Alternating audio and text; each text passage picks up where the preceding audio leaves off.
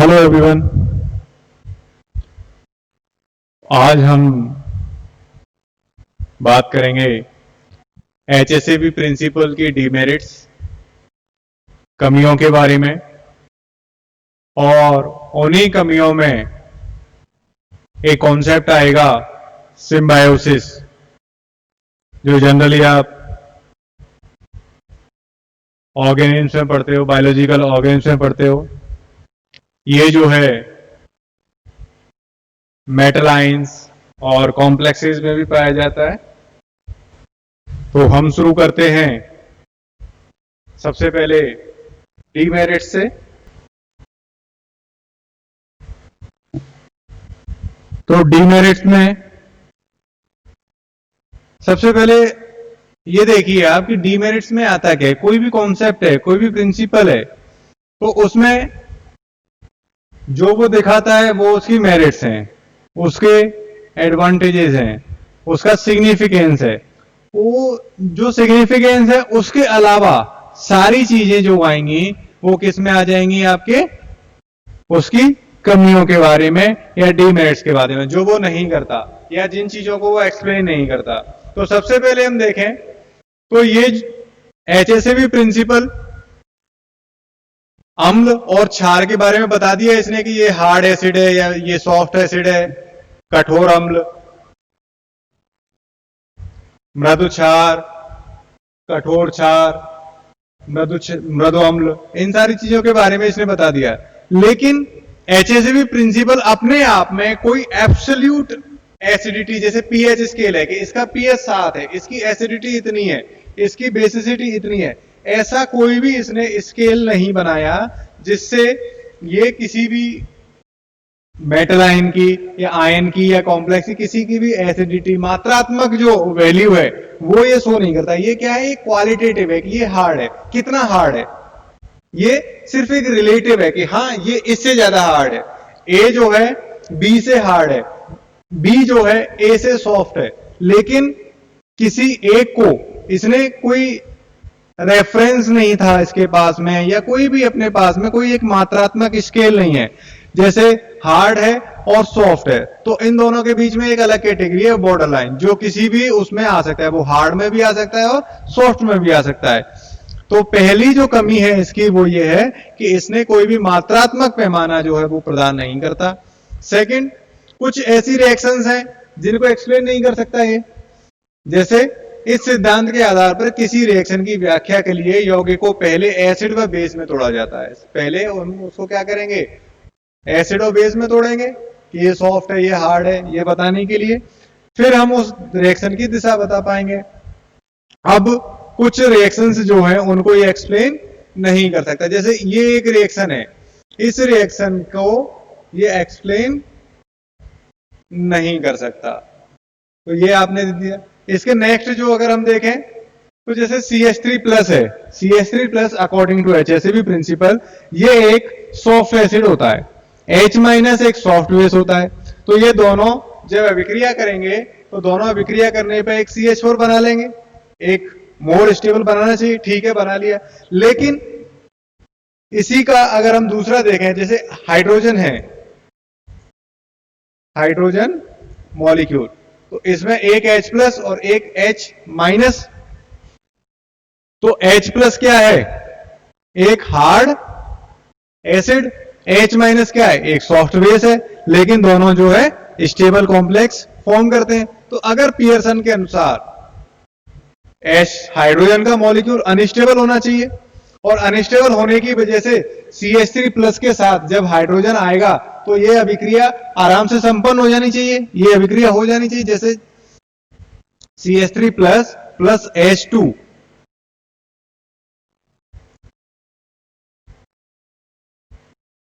CH3+ और H2 जब ये दोनों आए तो क्या बना लेना चाहिए था, CH4+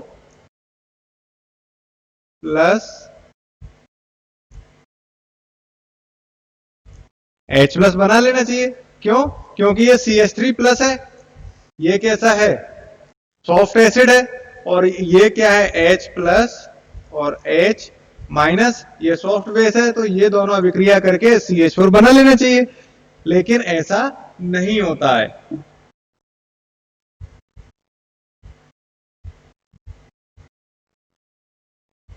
वीडियो को पॉज करके आप जो है इसको एक बार पढ़िए, तो ये अभिक्रिया संपन्न नहीं हो पाती। अब उसके पीछे कोई भी रीजन जो है वो हम हो सकता है वो जो भी एंट्रोपी रिलीज होती है उसकी वजह से ये नहीं हो पाता, ऐसे ये अभिक्रिया नहीं हो पाएगी, तो इस चीज को ये एक्सप्लेन नहीं कर सकता। तो इसके बाद एक टॉपिक देखते हैं हम, सहजीविता या फिर सिम्बायोसिस। तो सिम्बायोसिस जो है एक बायोलॉजी का कॉन्सेप्ट है जिसमें दो ऑर्गेनिम्स जो हैं आपस में साथ में रहते हैं, एक किसी का एक काम के लिए काम में आता है, दूसरा दूसरे काम के लिए काम में आता है, दोनों एक दूसरे की मदद करते हैं। तो सिम्बायोसिस में केमिस्ट्री में हमारे इस टॉपिक में इसका क्या मतलब है कि कोई हार्ड एसिड है और सॉफ्ट बेस है, दोनों जब आपस में इंटरेक्ट करेंगे तो दोनों का क्या होगा, हार्ड वाला जो है, हार्ड वाला सॉफ्ट वाले की हार्डनेस को बढ़ा देगा और सॉफ्ट वाला हार्ड वाले की हार्डनेस को कम कर देगा। मतलब कोई भी दो कंपाउंड्स हैं, जैसे A, दो एटम्स हैं B, ये मान लीजिए हार्ड है और ये सॉफ्ट बेस है, ये हार्ड एसिड और सॉफ्ट बेस। तो जब दोनों आपस में इंटरेक्ट करेंगे तो A की हार्डनेस तो क्या हो जाएगी, कम हो जाएगी, और B की हार्डनेस जो है वो बढ़ जाएगी। कैसे, अब इसे पढ़ लीजिए। जैसे सॉफ्ट लिगेंड उस केंद्र से जुड़ने की प्रवृत्ति रखते हैं जिस पर पहले से ही सॉफ्ट लिगेंड हो, हार्ड लिगेंड उस केंद्र से जुड़ने की प्रवृत्ति रखते हैं जिस पर पहले से ही हार्ड होता है। तो ये चीज जो है हम पहले भी पढ़ चुके हैं कि हार्ड जो है लिगेंड कहां पे जुड़ेगा, जहां पहले से हार्ड लिगेंड्स उपस्थित होंगे, और सॉफ्ट कहां जुड़ेगा, जहां पहले से सॉफ्ट लिगेंड्स होंगे।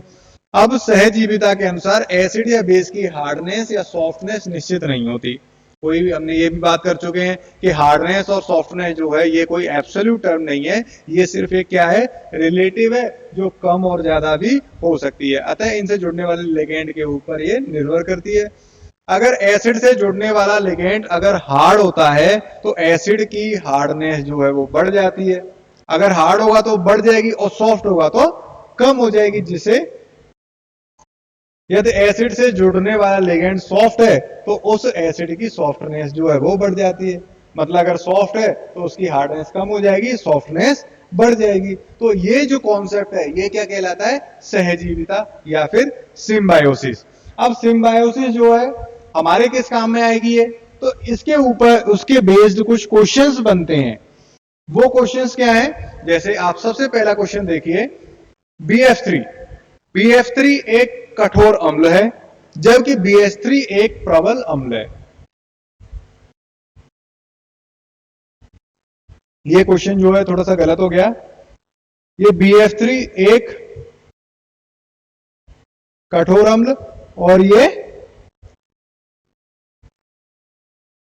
ये प्रबल अम्ल है, लेकिन ये एक दुर्बल अम्ल है। BH3 जो है एक दुर्बल है और BF3 जो है एक प्रबल अम्ल है। ये क्वेश्चन थोड़ा सा गलत है, इसको हम देखेंगे। BF3 एक प्रबल अम्ल है लेकिन BH3 जो है एक दुर्बल अम्ल है। क्यों? अब इसको देखें तो B दोनों में जो आपका जो मेटल है वो क्या है, B3+। तो B3+ एक बॉर्डरलाइन एसिड है। अब बॉर्डरलाइन एसिड का क्या मतलब, ये बॉर्डरलाइन एसिड है और इसमें क्या जुड़ रहे हैं, 3 फ्लोराइड आइंस या फिर 3 हाइड्राइड आइंस H-। तो जब F- जब जुड़ता है तो F- कैसा है, हार्ड बेस होता है। तो जब ये F- बोरोन से जुड़ेंगे, B3 आयन से जुड़ेंगे तो ये हार्ड होने की वजह से इसकी हार्डनेस जो है वो बढ़ जाती है। इस वजह से ये हार्ड एसिड की तरह व्यवहार करता है, ये हार्ड की तरह करता है।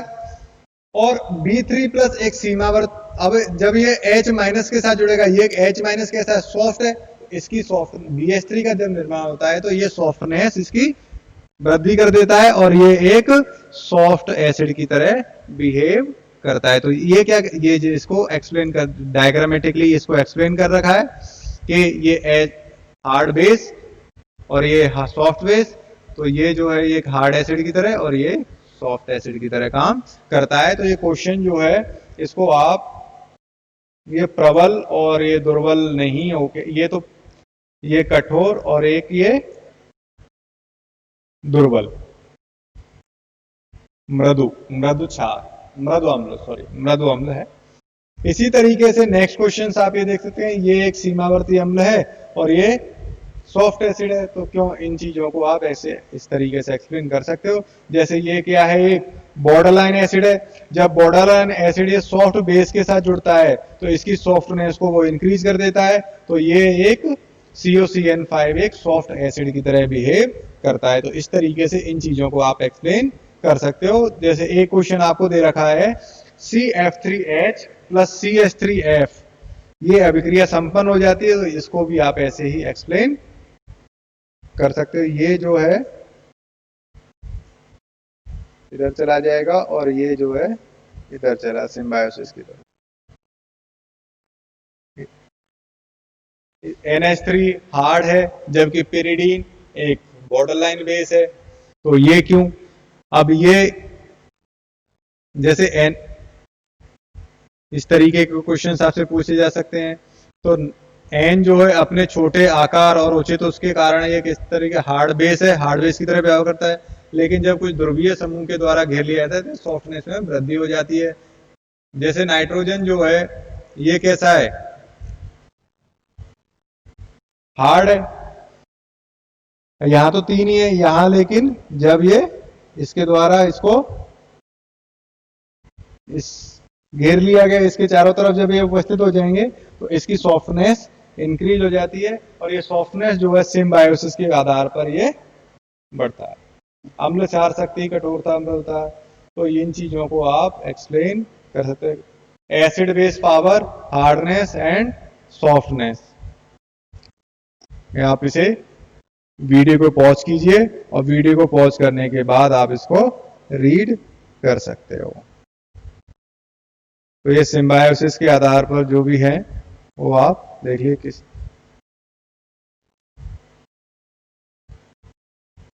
जैसे ये है आपका, किसी अम्ल और क्षार की हार्डनेस या सॉफ्टनेस उस अम्ल की अम्ल सामर्थ्य एवं क्षार सामर्थ्य पर निर्भर नहीं करती है। ये जो है मैं पहले आपसे बात कर चुका हूं कि हार्डनेस और सॉफ्टनेस जो है, एसिडिटी और बेसिसिटी दोनों जो कॉन्सेप्ट है वो बिल्कुल डिफरेंट हैं। OH माइनस और F माइनस दोनों ही हार्ड बेस हैं, लेकिन OH माइनस और 10⁻13 गुणा F माइनस से प्रबल क्षार अथवा प्रबल कठोर क्षार है। अब इसी तरीके से ये हार्ड बेस है, लेकिन इनकी बेसिसिटी में जमीन आसमान का अंतर है। बेसिसिटी एक different, acidity and basicity are different concept, while hardness and softness are different concept. कुछ रिएक्शंस ऐसी होती हैं जो आसानी से संपन्न होती हैं, लेकिन इनकी व्याख्या HACCP सिद्धांत के अनुसार नहीं की जा सकती, क्योंकि इन रिएक्शंस के बनने वाले प्रोडक्ट डिफरेंट नेचर के होते हैं। जैसे ये कुछ रिएक्शंस हैं, जैसे ये रिएक्शन है, इसको आप HACCP सिद्धांत के अनुसार इसका एक्सप्लेन नहीं कर सकते। ये कुछ इसकी डीमेरिट्स हैं। तो जैसे HSO3- उत्पाद की व्याख्या HACCP सिद्धांत के आधार पर नहीं की जा सकती, क्योंकि यह उत्पाद हार्ड एसिड और सॉफ्ट बेस से मिलकर बना होता है तथा इस नियम से अस्थायी होता है।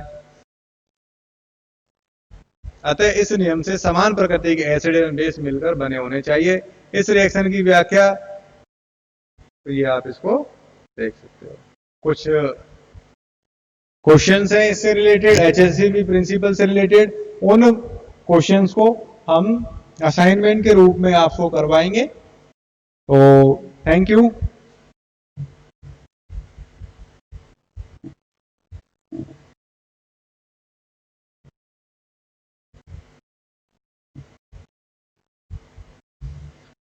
Thank you.